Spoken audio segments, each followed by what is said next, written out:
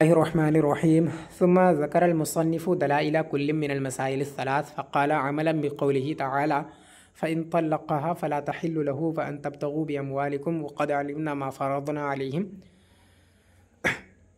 फिर मुसन्निफ़ अलैहिर्रहमा ने तीनों मसाइल के दलाइल ज़िक्र किए और इरशाद फरमाया कि अमलन बिक़ौलिही तआला फ़इन तल्लक़हा फ़ला तहिल्लु लहू व अन तब्तगू बिअमवालिकुम व क़द अलिमना मा फ़रदना अलैहिम।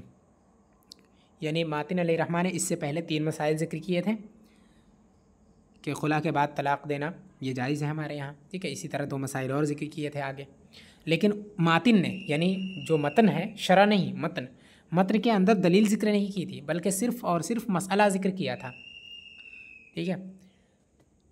तो दलीलें ज़िक्र नहीं की थी, सिर्फ मसाइल ज़िक्र किए थे, तीन मसाइल ज़िक्र किए आखिर में। अब उनकी दलीलें ज़िक्र कर रहे हैं, तो उन्होंने आगे फरमाया मातिन अलैहिर्रहमान ने तीनों मसाइल ज़िक्र करने के बाद अमलन बिक़ौलिही ताला, यानी ये मसाइल जो हैं वो मुस्तंबत किए गए हैं अल्लाह तबारका व तआला के इस फरमान फ़इन तल्लक़हा फ़ला तहिल्लु लहू पर अमल करते हुए, और अन तब्तगू बिअमवालिकुम पर अमल करते हुए, और क़द अलिमना मा फ़रदना अलैहिम पर अमल करते हुए। इन पर अमल करके ही ये जो मसाइल हैं वो अख़ज़ किए गए हैं, ठीक। ये मातिन अलैहिर्रहमान फरमाते हैं फ़क़ौलुहु अमलन तालिलुन लिक़ौलिही सह्हा इला आखिरिही। तो मातिन का जो कौल अमलन है, ये उनके कौल सह्हा इक़ाउ तलाक़ की जो है तालील है, यानी उसकी इल्लत बयान करना है कि ऐसा क्यों है ना, ऐसा क्यों है। ऐसा इस वजह से कि हम अमल करते हैं अल्लाह तबारक व तआला के फरमान फ़इन तल्लक़हा पर, ठीक। इससे ये मतलब मालूम चलता है कि खुला के बाद तलाक़ दे सकते हैं, और बाकी दो मसाइल भी ऐसे ही। तो मतलब ये उसकी इल्लत बयान कर रहे हैं कि ऐसा क्यों है, ठीक। इसकी इल्लत क्या है कि मसला ऐसा है, तलाक़ खुला के बाद तलाक़ देना जायज़ है, ऐसा क्यों है, क्योंकि फ़इन तल्लक़हा फ़ला तहिल्लु लहू ये आयत करीमा है, और बाकी दो मसाइल और उनकी जो जिनसे इस्तिदलाल किया गया है वो दो आयतें ये हैं, अन तब्तगू बिअमवालिकुम और क़द अलिमना मा फ़रदना अलैहिम, ठीक। ये तो ये कह रहे हैं कि अमलन जो है वो तालील है, यानी उसकी इल्लत जो मसाइल ज़िक्र की गए उनकी इल्लत बयान की गई है इसके ज़रिए से, अमलन के ज़रिए से, कि हम इन पर अमल करते हुए इनको ऐसा कहते हैं, ये मसाइल ऐसा ज़िक्र करते हैं, ठीक। अला तरीक़िल लफ़्फ़ि व नश्रिल मुरत्तब, लफ़्फ़ व नश्र मुरत्तब के तरीक़े पर। लफ़्फ़ व नश्र मुरत्तब और लफ़्फ़ व नश्र गैर मुरत्तब ये इस्तिलाहात हैं। तो इनका माना ये होता है कि अगर चंद चीज़ों का इजमालन ज़िक्र कर दिया जाए, ठीक, यानी इख्तिसारन उनका ज़िक्र कर दिया जाए इजमालन, फिर उसके बाद उन्हीं की तफसील की जाए, है ना। मुख्तसरन पहले ज़िक्र कर दिया जाए, फिर हर एक की तफसील की जाए। तो उसके दो तरीके हो सकते हैं तफसील करने के। एक तरीका तो यह कि जिस तरह से इजमालन ज़िक्र किया है, यानी पहले नंबर पर जिसको रखा है, जिस तरीके से जिस तरतीब के साथ इजमालन ज़िक्र किया है उसी तरतीब के साथ तफसील भी की जाए, ठीक। यानी इजमाल में जिसको पहले नंबर पर रखा है तफसील में भी उसको पहले नंबर पर रखें, इजमाल में जिसको दूसरे नंबर पर रखा है तफसील में भी उसको दूसरे नंबर पर रखें, इजमाल में जिसको तीसरे नंबर पर जिक्र किया है तफसील में भी उसको तीसरे नंबर पर ही रखा जाए, ठीक। यानी जिसका जिक्र पहले है उसका जिक्र पहले हो, जिसका बाद में है उसका बाद में हो, तफसील के अंदर भी, ठीक। तो इसको लफ़्फ़ व नश्र मुरत्तब कहते हैं। लफ़्फ़ व नश्र गैर मुरत्तब का मतलब यह है कि इस तरतीब का कोई लिहाज ना किया जाए, जो तरतीब इजमाल में इख्तियार की गई है उस तरतीब का लिहाज तफसील में न किया जाए, ठीक है। यानी कहीं का कहीं, यानी मसलन ऐसा हो जाए कि जिसका ज़िक्र इजमाल के अंदर जिसका सबसे आखिर में ज़िक्र किया था उसको सबसे पहले ज़िक्र कर दें तफसील के अंदर, तो ऐसा अगर हुआ तो यह लफ़्फ़ व नश्र गैर मुरत्तब है।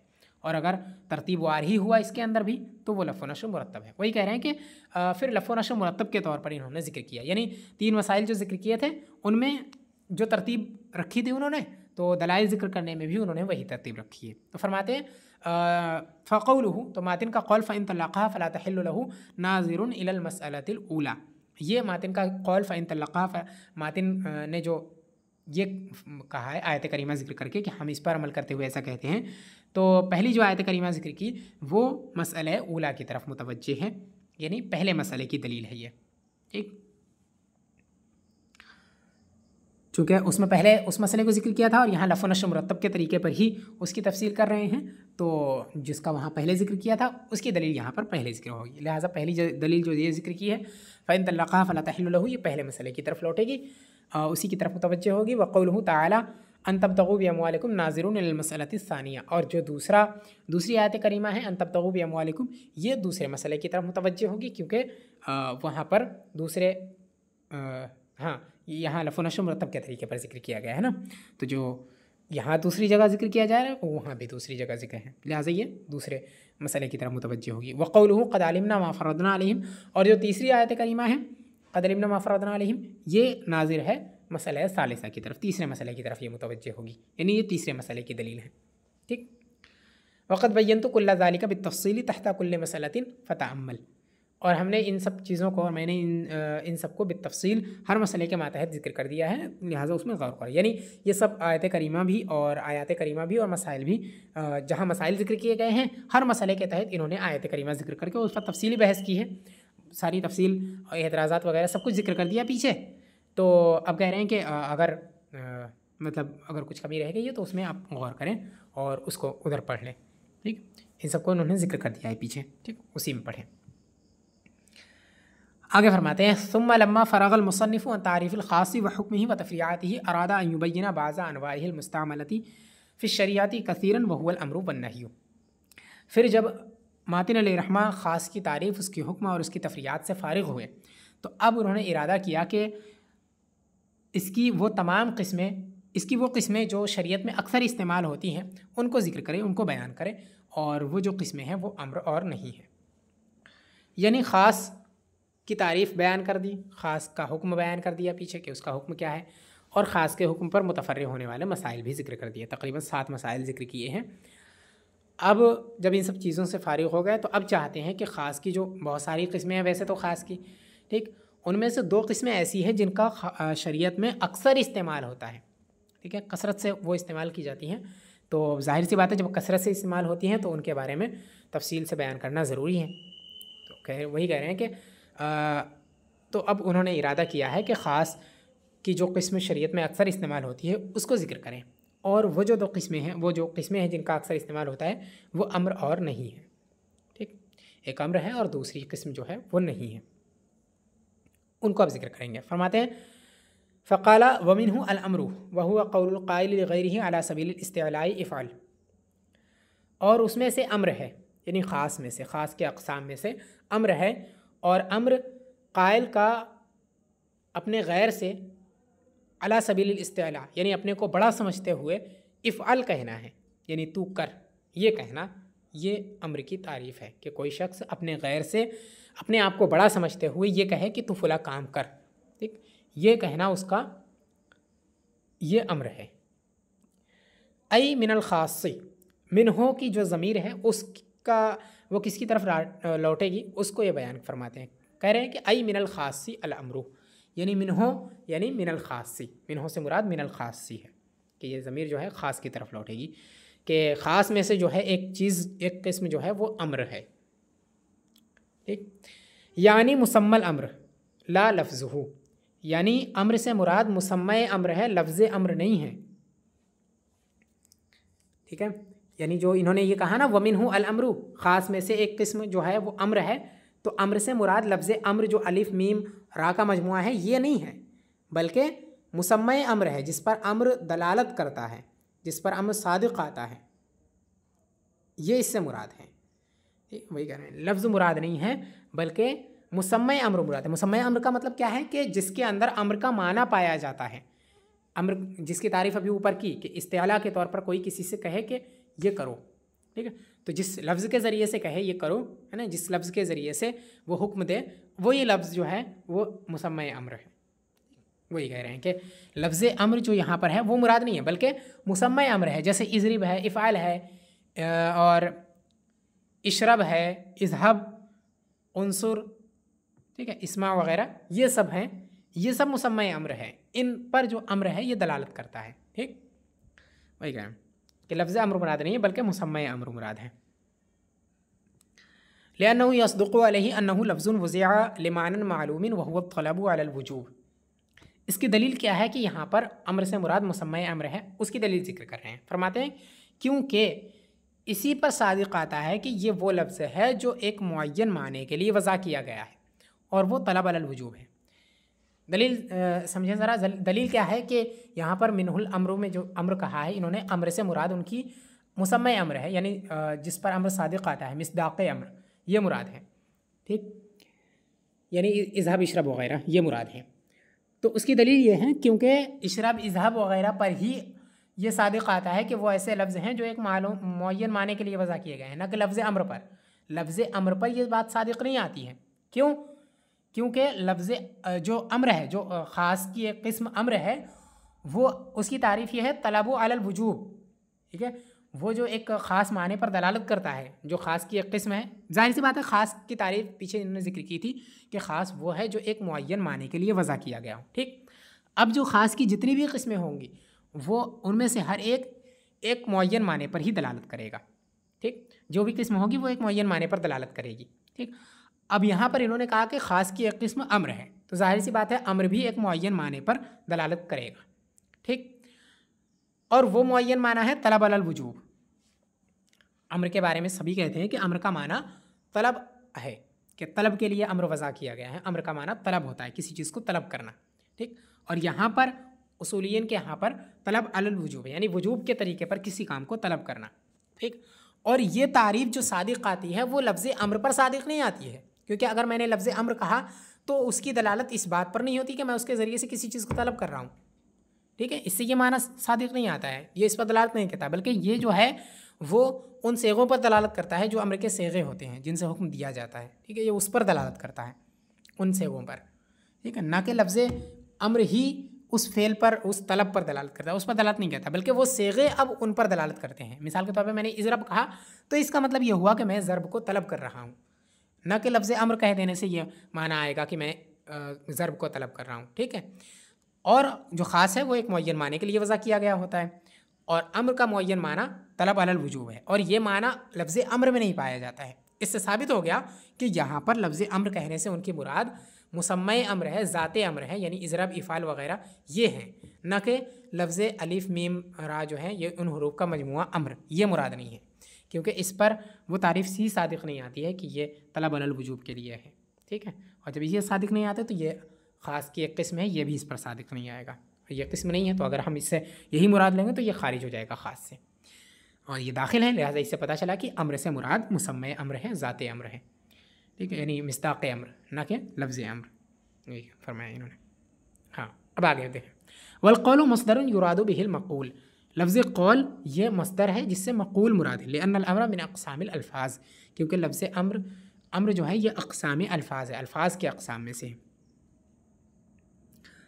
अब देखें, पीछे इन्होंने ज़िक्र की तारीफ़ और कहा कि वमिन्हु अल अम्रु व हुवा क़ौलुल क़ाइल लिग़ैरिही अला सबीलिल इस्तिअलाई इफ़अल। ये तारीफ़ की थी पीछे कि ख़ास की एक किस्म जो है वो अम्र है, और अम्र ये है कि क़ाइल अपने गैर से इफ़अल कहे इस्तिअला के तौर पर। ठीक, अब यहाँ हुआ क्या था कि तारीफ़ इन्होंने जो की थी वो लफ्ज़ क़ौल से की थी, कि क़ौलुल क़ाइल, क़ाइल का कहना। ठीक, और जिस चीज़ की यहाँ तारीफ़ की जा रही है वो एक लफ्ज़ है, यानी ज़ात, और जिस लफ्ज़ से तारीफ़ की जा रही है वो एक मस्दर है, और मस्दर का हमल ज़ात पर नहीं हो सकता है। ठीक है, और जो अम्र है ये इससे मुराद यहाँ पर मुसम्मे अम्र यानी ज़ाते अम्र है, यानी वो अल्फाज, और उन पर लफ्ज़ क़ौल का इतलाक़ हो ही नहीं सकता है। क़ौल को अगर हम मस्दर के माना में लें, ठीक है, मस्दर है क़ौल, और मस्दर का हमल ज़ात पर नहीं होता। मिसाल के तौर पे अगर मैं कहूँ एक मस्दर है अदालत, ठीक, आदिल होना। अदालत अगर मैं किसी पर इसका इतलाक़ करूँ, मिसाल के तौर पे मैं ये कहूँ कि ज़ैद अदालत है, ठीक, तो ये बात जो है बिल्कुल गलत है, बल्कि ये कहा जाएगा कि ज़ैद आदिल है, ज़ैद अदालत नहीं बल्कि ज़ैद आदिल है। इसी तरह से जो लफ्ज़ हैं अम्र के अल्फाज जो हैं इज़रिब, इफ़ाल वग़ैरह, इनको क़ौल नहीं कह सकते हैं कि ये कहना है, ऐसा नहीं है। इज़रिब जो है ये कहना है, ये नहीं कह सकते हैं, बल्कि इज़रिब को इसी वजह से मतलब ये है कि लफ्ज़ क़ौल का हमल इन पर हो ही नहीं सकता है, ठीक, क्योंकि क़ौल जो है ये मस्दर है, और मस्दर का हमल ज़ात पर नहीं हो सकता है। यहाँ पर मुसम्मे अम्र जो है वो सब ज़ात हैं, यानी अल्फाज हैं, उन पर लफ्ज़ क़ौल का अत्फ़ नहीं हो सकता है, क्योंकि लफ्ज़ क़ौल मस्दर है। यही एतराज़ है यहाँ पर। उस एतराज़ को जवाब देने के लिए उन्होंने ये कहा है कि अलक़ौलु मस्दरुन युराद बिहिल मक़ूल। लफ्ज़ क़ौल मस्दर है जिससे मक़ूल मुराद होता है, यानी लफ्ज़ क़ौल को आम तौर से मक़ूल के माना में इस्तेमाल किया जाता है। मिसाल के तौर पे कहते हैं कि ये इमाम आज़म का क़ौल है, तो उसका मतलब ये नहीं होता है कि ये इमाम आज़म का कहना वो फ़ेल है, बल्कि उसका मतलब ये होता है कि इमाम आज़म ने ये बात कही है, ठीक है, ये इमाम आज़म ने ये बात फरमाया है। उनका इस सिलसिले में मक़ूला ये है, उनका मज़हब ये है। ठीक, उस ये मुराद नहीं होती कि उनका कहना यानी ये फ़ेल जो कहा जाता है ना, कहने का जो फ़ेल है वो मुराद नहीं होता है, बल्कि उनका मक़ूला, उनकी कही हुई बात इस सिलसिले में ये है, वो ज़िक्र किया जाता है। तो ये कह रहे हैं कि कौल को जो है आमतौर से मक़ूला के माना में इस्तेमाल किया जाता है, और यहाँ पर भी ऐसा ही किया गया है। यानी ये कहना कि कौलुल क़ाइली अला लिग़ैरिही अला सबीलिल इस्तिला, इससे मुराद मक़ूलुल क़ाइली अला लिग़ैरिही अला सबीलिल इस्तिला है, कि गैर से जो क़ाइल इफ़आल कहता है, तो ये जो मक़ूला है इफ़आल, ठीक, इफ़आल की जगह पे जो मकाम जो आते हैं अल्फाज, वो जो है वो अम्र है, ठीक, उनके बारे में कहा जा रहा है। तो यहाँ पर अगर बज़ाहिर देखें तो बज़ाहिर मस्दर का हमल ज़ात पर है, लेकिन वो जो मस्दर है वो यहाँ पर मक़ूल के माना में, यानी इसमें मफ़ूल के माना में है, और इसमें मफ़ूल का हमल ज़ात पर हो सकता है। लिहाजा कौल का हमल यहाँ पर ज़ात पर यानी अम्र पर हो सकता है, क्योंकि कौल यहाँ पर मक़ूल के माना में है। ठीक, यही इन्होंने कहा वल क़ौलु मस्दरुन युरादु बिहिल, कि हमने ये क्यों कहा कि कौल मक़ूल के माना में है। फरमाते हैं लिअन्नल अम्र मिन अक़सामिल अल्फ़ाज़, क्योंकि अम्र अक़साम अल्फ़ाज़ में से, अल्फ़ाज़ की किस्म है अम्र, ठीक, और अल्फ़ाज़ ज़वात होते हैं, ठीक, और मस्दर का हमल ज़ात पर नहीं हो सकता है। लिहाजा अगर हम इसको कौल को मस्दर ही माने यहाँ पर तो ये दुरुस्त नहीं होगा। इसी वजह से हम कह रहे हैं कि यहाँ पर कौल मक़ूल के माना में है। ठीक, वही इन्होंने इसके जवाब दिया है, वही एतराज़ ना हो उससे पहले इन्होंने जवाब दे दिया कि कौल यहाँ पर मक़ूल के माना में है। सारी तफसील मैंने बयान कर दी। देखें, वहुवा जिन्सुन यशमलु कुल्ला लफ्ज़िन। अब यहाँ से तारीफ़ जब जिक्र करते हैं, किसी भी चीज़ की जब तारीफ़ करते हैं तो तारीफ़ ऐसी चीज़ों के ज़रिए से की जाती है जिससे पहचान हो जाए किसी चीज़ की, है ना। मिसाल के तौर पे मैं आपको किसी का तारुफ़ करवाऊँगा तो उसके बारे में ऐसी चीज़ें बताऊँगा जो गैर के अंदर नहीं होंगी। ठीक, मिसाल के तौर पे कोई शख्स है ज़ैद, मैं आपकी उससे पहचान, मैं आपके बारे में उसे बताऊँगा कि ज़ैद कौन है, तो मैं वो चीज़ें बताऊँगा, वो क्वालिटीज़ बताऊँगा जो ज़ैद के अंदर ही हैं, दूसरों में नहीं है। ठीक है, मिसाल के तौर पे मैं आपसे कहूँगा कि ज़ैद वो है जिसकी आंखें भूरी हैं, तो अगर वहाँ पर कोई शख्स आए जिसकी आंखें काली हों, आप उसे देख करके मुझसे ये नहीं पूछ सकते कि ये ज़ैद है, क्योंकि मैंने आपको पहले ही बता दिया कि ज़ैद की आंखें जो हैं वो ऐसी हैं और उस शख्स के अंदर वो चीज़ नहीं है। तो जब तारीफ़ करते हैं तो ऐसी चीज़ें ज़िक्र करते हैं जिससे जिसकी हम तारीफ़ कर रहे हैं उसके अलावा चीज़ें खारिज हो जाएँ। ठीक, तो इसको ज़िक्र करने के लिए क़ैद लगाए जाते हैं ना, उसकी हदबंदी की जाती है, क्या ये चीज़ें हैं। ठीक, उन्हीं को क़ुयूद कहते हैं। जब तारीफ़ करते हैं तो उनमें हम क़ैदें लगाते हैं। तो यहाँ पर भी जब तारीफ़ की गई तो उसके अंदर चंद क़ैदें लगाई गई हैं, उनका फ़ायदा क्या है वो यहाँ से ज़िक्र कर रहे हैं। फ़वाइद क़ुयूद फरमाते हैं कि कौल जो है ये मस्दर है, इससे ये और ये मक़ूल के माना में। ठीक, अब कह रहे हैं कि वहुवा जिन्सुन यशमलु कुल्ला लफ्ज़िन, और वो जिन्स है जो हर लफ्ज़ को शामिल है। ठीक, यानी लफ्ज़ मक़ूल जो है ये हर लफ्ज़ को शामिल है। सब पर साबिक़ात ऐसे, जब मक़ूल हम कहेंगे तो इसका मतलब ये हुआ कही हुई बात, कही जाने वाली बात। अब वो किसी की भी बात हो सकती है, कोई भी बात होती है, जितनी बातें हैं, जितने अल्फाज हैं, सब इसमें शामिल आ गए। ठीक, किसी को भी इसमें शामिल किया जा सकता है, किसी को भी मक़ूल कहा जा सकता है। ऐसा नहीं कि मक़ूल कुछ ख़ास लोगों के अल्फाज को कहे जाएंगे। तो जब उन्होंने ये कहा क़ौलुल क़ाइल, तो यहाँ पर अभी तक सब चीज़ें उसमें दाखिल हैं, अम्र नहीं, इस्तिफ़हाम और ख़बर, है ना, ये सब इसके अंदर शामिल है, अभी कुछ भी खारिज नहीं हुई है। तो ये कह रहे हैं वहुवा जिन्सुन यशमलु कुल्ला लफ्ज़िन, ये जो लफ्ज़ कौल है यह जिन्स है जो हर तरह के अल्फाज को शामिल है, अभी तक सबको शामिल है, चाहे अम्र हो, नहीं हो, वगैरह कुछ भी हो, उन सबको अभी तक शामिल है। अब आगे फरमाते हैं वक़ौलुहु अला सबीलिल इस्तिअलाई यख़रुजु बिहिल इल्तिमासु वद्दुआउ, और मातिन का अला सबीलिल इस्तिअला कहना, इससे इल्तिमास और दुआ खारिज हो जाते हैं। क्यों? क्योंकि अला सबीलिल इस्तिअला का मतलब ये है कि अपने आप को बड़ा समझते हुए कोई काम किसी से कहे, और इल्तिमास और दुआ के अंदर ये चीज़ नहीं होती है। अगर आप किसी से गुजारिश कर रहे हैं तो उसके अंदर आप अपने आप को उससे बड़ा ज़ाहिर नहीं करते हैं। मिसाल के तौर पे आप किसी बुज़ुर्ग से अपने घर आने के लिए कहते हैं, अर्ज़ करते हैं, इल्तिमास करते हैं, गुजारिश करते हैं कि आप मेरे घर तशरीफ़ लाइए, तो वहाँ अपने आप को आप छोटा ज़ाहिर करते हैं, बड़ा ज़ाहिर नहीं करते हैं। ठीक है, बड़ा आप ज़ाहिर करेंगे तो उसे हुक्म देंगे कि मेरे घर आओ, है ना, और उसके लिए कोई चारा भी नहीं होगा। लेकिन वहाँ आप उससे अर्ज़ करते हैं और अपने आप को छोटा ज़ाहिर करते हैं, इस वजह से कि उसकी मर्ज़ी पर मुनहसर है, वो आए या ना आए। ठीक, आप चाहते हैं कि वो आए तो आप उससे अर्ज़ करते हैं, गुजारिश करते हैं। तो ये है इल्तिमास। और दूसरी है दुआ। दुआ के अंदर भी क्या होता है, बंदे अल्लाह तबारक व तआला से दुआ करते हैं तो अल्लाह तबारक व तआला से अपने आप को छोटा जानते हैं, अल्लाह तबारक व तआला के सामने अपने आप को हकीर समझते हैं, है ना। उससे दुआ करते हैं कि अल्लाह मैं कुछ भी नहीं हूँ, है ना, जो कुछ है तू ही है, तो हम पर करम फरमा। तो जो दुआएं करते हैं, जब दुआ करते हैं तो बंदा जो है अल्लाह तबारक व तआला से अपने आप को बहुत, अल्लाह ताला के सामने अपने आप को बहुत हकीर समझता है ना, अपने आप को माअल्लाह बड़ा नहीं समझता है, ठीक है। तो ये जो दो चीज़ें हैं, इल्तिमास और दुआ, इनके अंदर इस्तेआला नहीं पाई जाती है। इस्तेआला, क्योंकि इस्तेआला का मतलब है अपने आप को बड़ा समझना, और इन दोनों में से किसी के अंदर भी अपने आप को बड़ा नहीं समझता है। ना तो गुजारिश करने वाला अपने आप को बड़ा समझता है, ना ही दुआ करने वाला अपने आप को बड़ा समझता है ना। तो ये दोनों चीज़ें अला सबील इस्तेआला से खारिज हो गई, क्योंकि अगर वो अला सबील इस्तेआला कहेगा तो उसका मतलब ये हुआ कि अपने आप को बड़ा समझते हुए उसने उससे ये काम कहा है, और जो दुआ की जाती है और इल्तिमास की जाती है वो अपने आप को बड़ा समझते हुए नहीं कहा जाता है। हालांकि उसमें भी सेगा वही होता है, हाँ, लेकिन वो अपने आप को हकीर और छोटा समझते हुए कहा जाता है। इस वजह से अला सबील इस्तेआला की जब क़ैद लगाई तो उससे वो चीज़ें खारिज हो गई, ठीक। अब कह रहे हैं वह बक़िया फ़ीही नहयु दाखिलन, लेकिन नहीं अभी तक दाखिल है, यानी फ़ेले नहीं जो है वो अभी तक दाखिल है। इल्तिमास दुआ वगैरह तो निकल गए, और वो चीज़ें भी निकल गई जिनके अंदर तलब फ़ेल नहीं होता है ना, वो चीज़ें ख़बर वगैरह ये सब भी निकल गए, लेकिन एक चीज़ अभी तक दाखिल रह गई है और वो है नाही, क्योंकि इसके अंदर भी किसी चीज़ को तलब किया जाता है, ठीक। और ये जो अम्र है वो भी तलब के लिए है, लिहाजा अभी तक वो दाखिल है, नहीं इसके अंदर दाखिल है। और इसके अंदर भी इस्तेआला के तौर पर ही तलब किया जाता है, किसी को किसी काम से बाज रखने को कहा जाता है, किसी से तलब किया जाता है कि वो ये काम ना करे, तो उसको भी बड़ा समझते हुए कहते हैं अपने आप को, है ना, अपने आप को बड़ा समझते हुए कहते हैं। वरना तो फिर उसकी मर्ज़ी है, वो चाहे बाज आए चाहे बाज ना आए, वो गुजारिश हो गई वो तो, और अगर इस्तेआला के तौर पर ना हुआ तो, ठीक।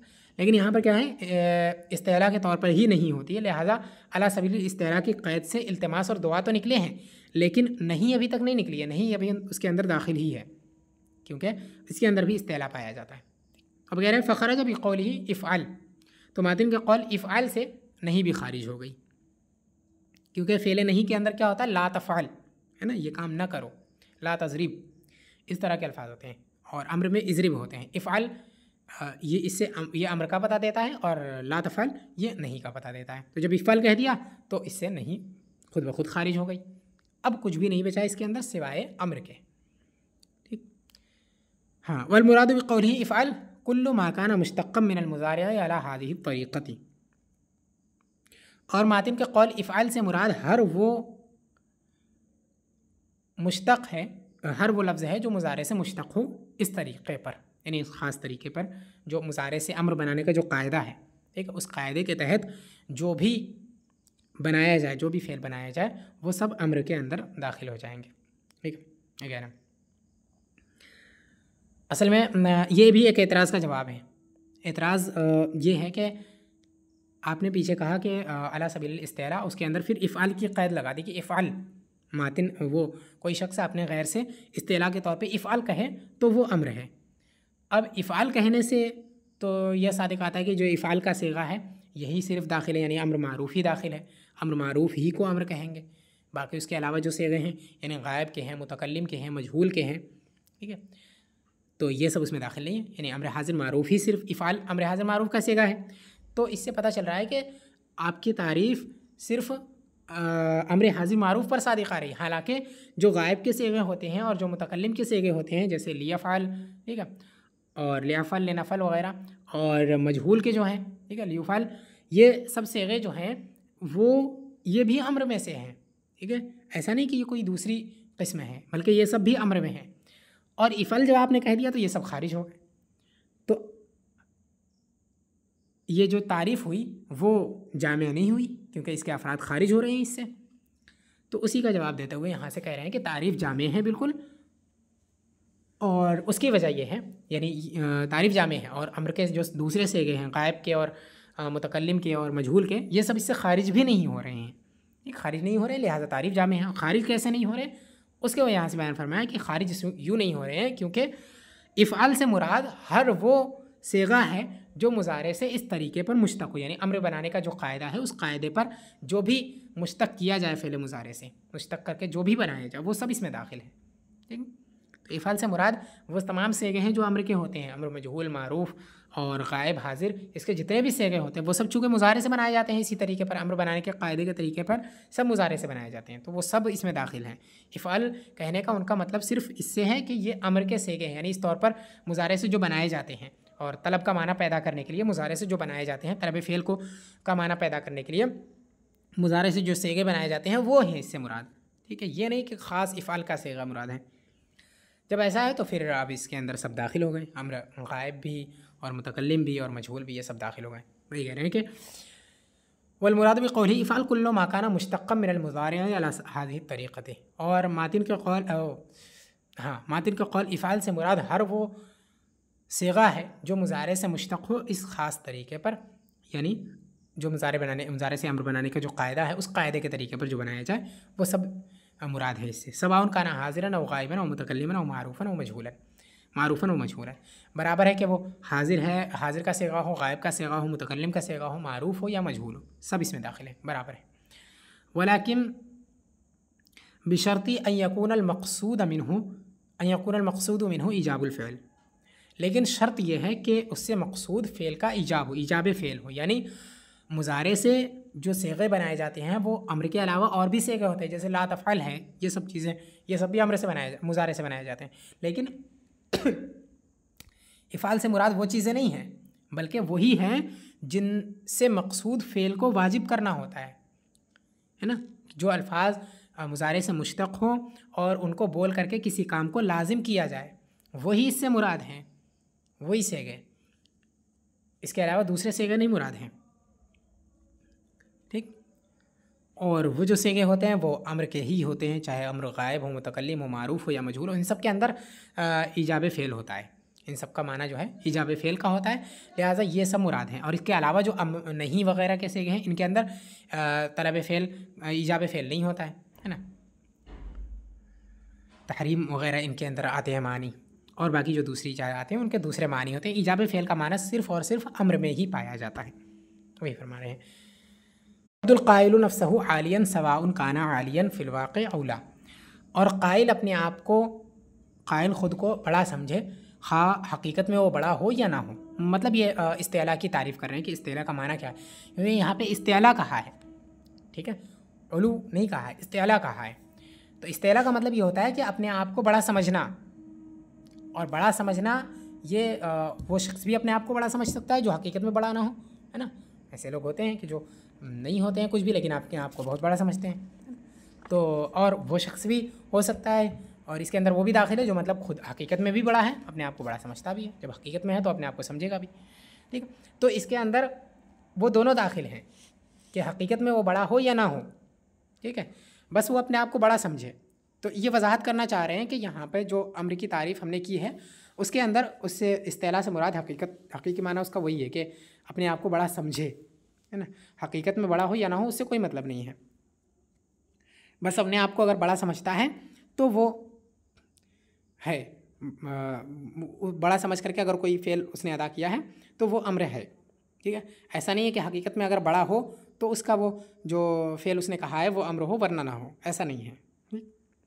वलिहाज़ा नसीबा इला सुईल अदब इल्लम यकुन आलियन, इसी वजह से सूए अदब की तरफ इसे मंसूब किया जाता है अगर वो आली ना हो, अगर हकीकत में वो बड़ा नहीं है तो उसे अगर वो अम्र का सेगा इस्तेमाल करता है, हकीकत में वो बड़ा नहीं है लेकिन अम्र का सेगा इस्तेमाल करता है, ठीक है, तो उसे सूए अदब कहा जाता है। अगर ऐसा होता कि हकीकत में बड़ा हो तभी उस पर अम्र की तारीफ़ सादिक़ आती है ना, तो फिर इसको सूए अदब नहीं कहा जाता, क्योंकि इसका मतलब ये हुआ कि उसके बड़ा समझने न समझने से कोई फ़र्क नहीं पड़ता है। अगर हकीकत में वो बड़ा है, ठीक है, तो उसने अम्र का सेगा इस्तेमाल किया तो उसे सूए अदब नहीं कह सकते, क्योंकि जब बड़ा है तो अपने आप को बड़ा समझेगा और अम्र का सेगा इस्तेमाल कर सकता है। और अगर हकीकत में बड़ा नहीं है तो फिर वो जो सेगा उसने कहा है उसे अम्र का सेगा नहीं कहा जा सकता है, क्योंकि अम्र का सेगा तो उसी से अदा होगा जो जिसके अंदर उलू हो, इस्तेला ना हो, उलू हो।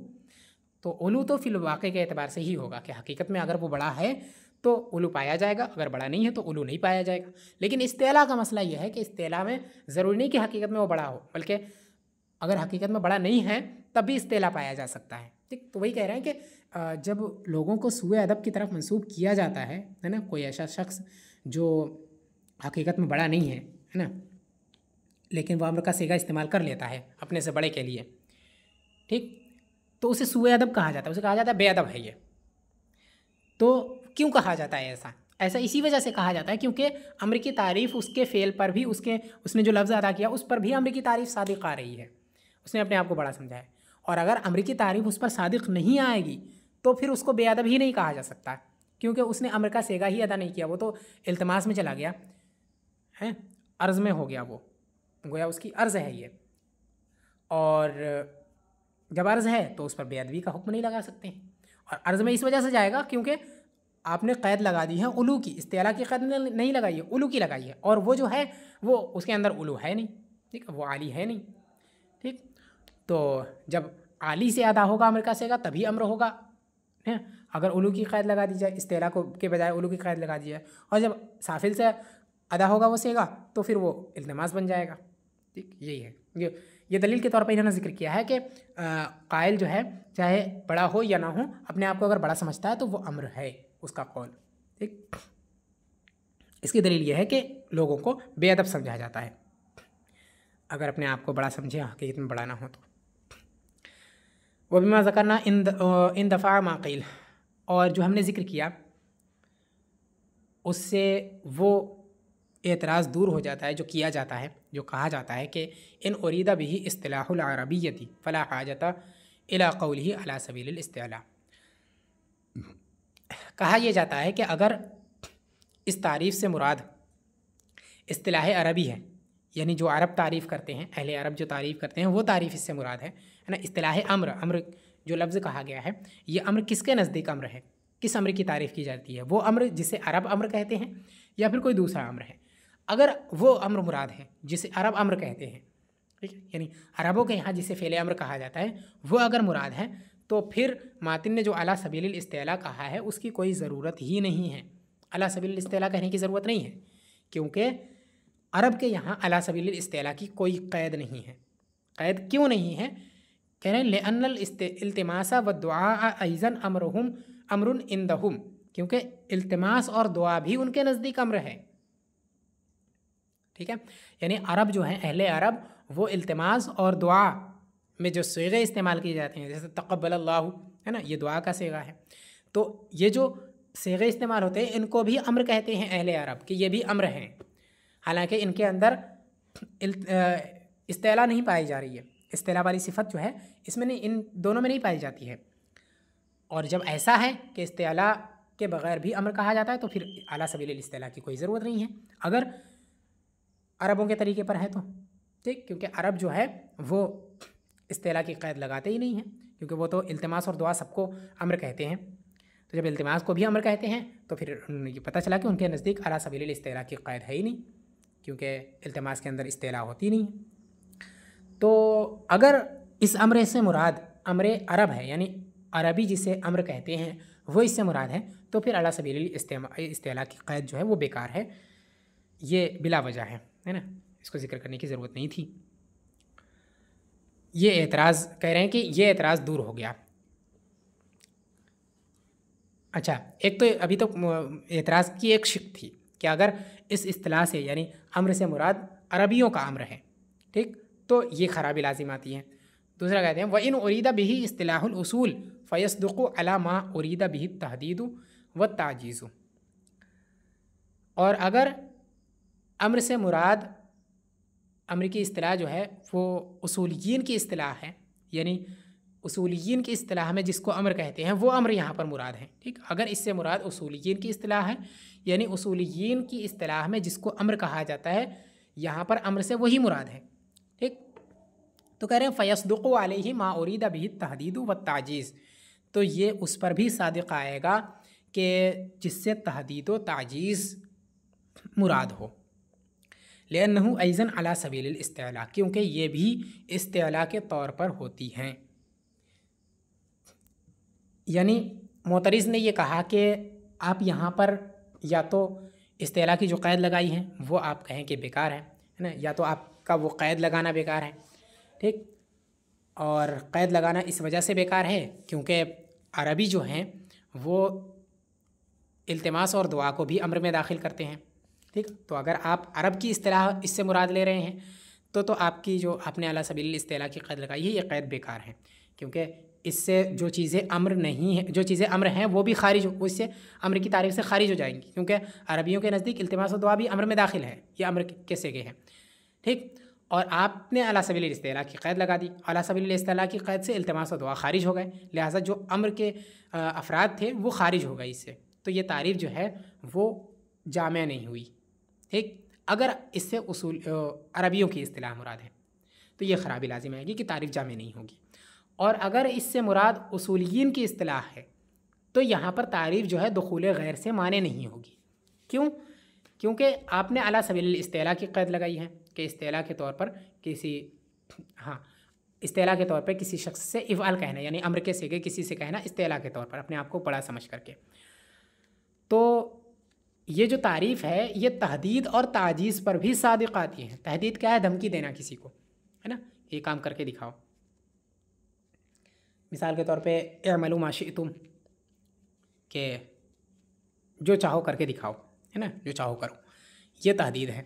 और ताजीज़ मिसाल के तौर पे फ़ातू बिसूरति मिन मिस्ली, है ना, कि इसकी मिस्ल कोई सूरत लेकर के आओ, ये ताजीज़ है। ताजीज़ का मतलब ये होता है किसी को आजिज़, किसी की आजिज़ी को ज़ाहिर करना, किसी को आजिज़ करार देना, किसी को ताजीज़ करना कि तुम आजिज़ हो, है ना, उसको बयान करना, ये ताजीज़ है। और ये दोनों चीज़ें जो होती है तहदीद और ताजीज़ जो है ये अम्र नहीं है, किसी के नज़दीक भी अम्र नहीं है।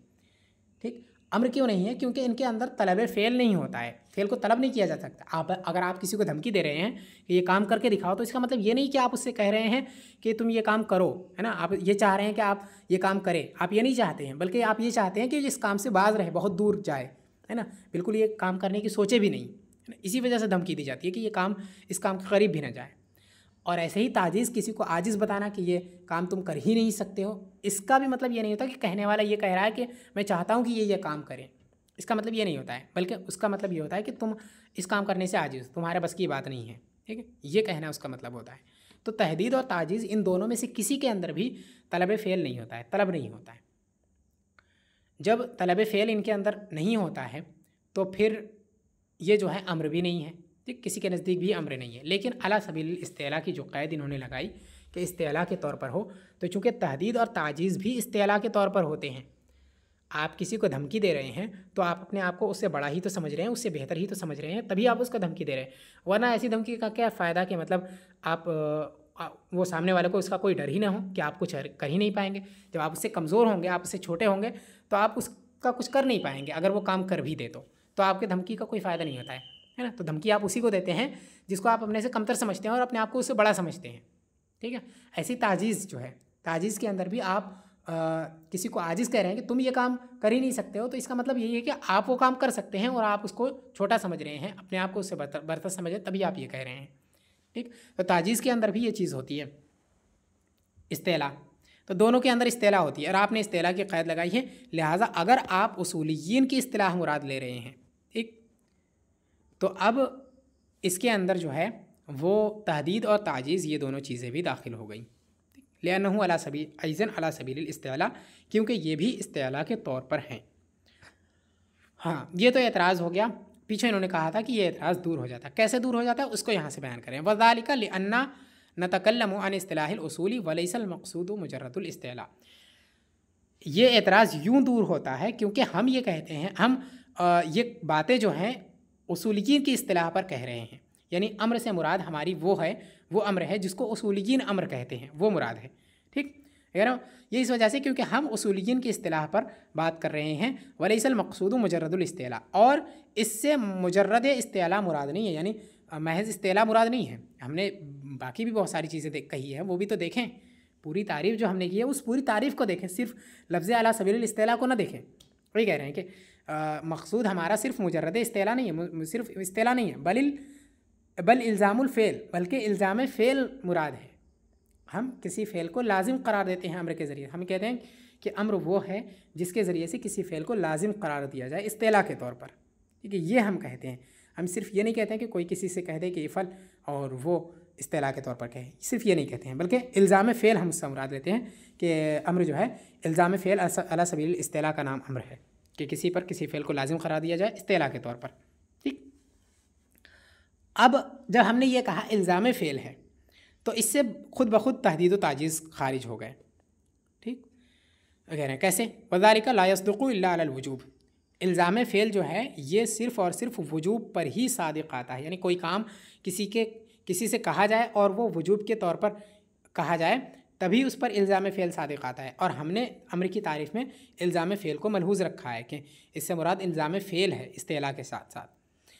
ठीक, तो इसका मतलब ये हुआ कि अम्र वही होगा जिसके अंदर वजूब का माना पाया जाएगा, वजूब के तौर पर जो कहा जाएगा वही होगा अम्र, बेखिलाफ़ तहदीद व ताजीज़ी व नहवीहिमा, बरखिलाफ़ तहदीद ताजीज़ और तहदीद व ताजीज़ वगैरह के।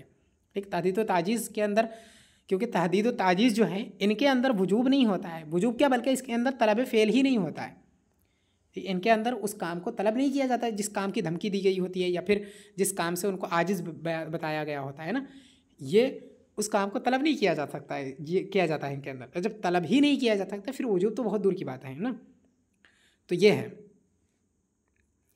तो जब हमने ये कहा कि यहाँ मुजर्रद इस्तेला मुराद नहीं है बल्कि इस्तेला के साथ साथ इल्ज़ाम फ़ेल भी मुराद है, यानी फ़ेल को लाजिम भी किया जाता है, और तहदीद व ताजीज़ के अंदर फ़ेल को लाजिम नहीं किया जाता है बल्कि सिर्फ फ़ेल से डराया जाता है, धमकाया जाता है और उससे उसकी आजिज़ी बयान की जाती है कि तुम ये काम कर ही नहीं सकते हो।